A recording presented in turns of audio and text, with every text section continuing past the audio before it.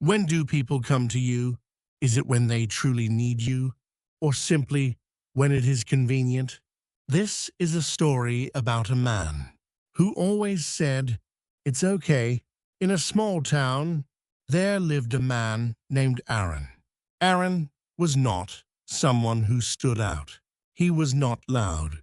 He was not pushy, but everyone in town knew his name. When someone needed help carrying something, they called Aaron. When a problem felt annoying to deal with alone, they called Aaron. And Aaron never said no. "Can you help me for a moment? It won't take long. You're the only one I can ask." Hearing those words, Aaron always nodded, even when he had plans, even when he was tired, even when he wanted to rest. "Sure, I'll be there." In one corner of Aaron's yard, there was a fence he had meant to fix for months. One wooden board had fallen loose. Whenever the wind blew, it shook and made noise. Each time Aaron saw it, he thought, "I'll fix it this weekend." But when the weekend came, someone always called, "Aaron, can you lift this with me? Aaron, my car won't start. Aaron, can you come for a minute?" The fence stayed the same. One day, Aaron took a letter from his mailbox. Inside was a piece of paper with an interview date and address. Aaron placed it on the table and stared at it for a long time. He took a pen and wrote in his notebook, "Thursday 10 a.m. iron shirt." That week, more people than usual needed him. A friend was moving. A co-worker asked him to cover a task. A family member asked for his time. Aaron placed other papers on top of the note in his notebook. "I'll prepare tomorrow," he told himself. On the morning of the interview, Aaron turned off his alarm and sat on the edge of his bed. His body felt heavy.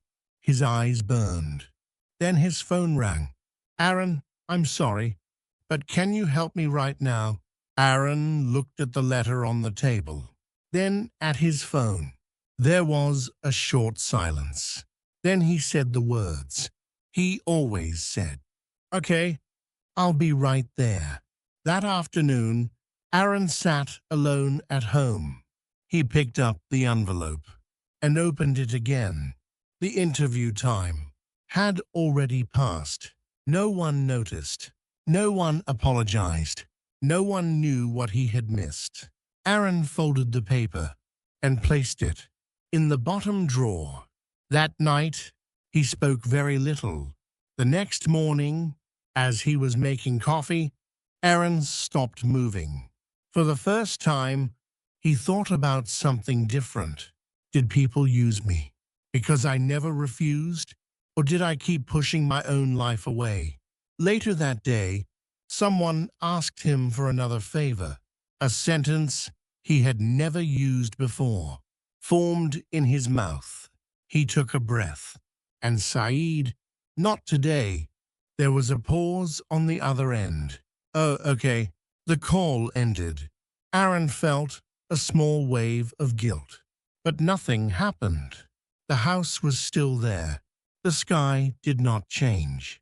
He took his tools and walked into the yard. And, for the first time in months, he began fixing the fence. He hammered the nails. He adjusted the boards.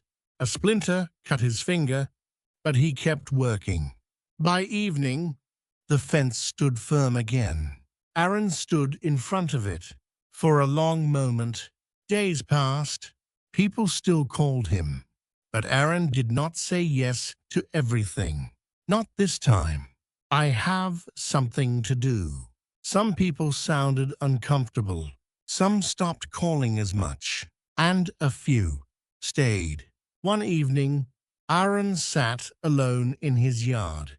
The fixed fence, the neatly placed tools, the quiet air. For the first time in a long while, he smiled without feeling tired. Aaron had not stopped being kind. He had simply stopped putting his own life last. This is not a story about saying no to everyone. It is a story about asking yourself one question: whose life am I living, and when will mine begin?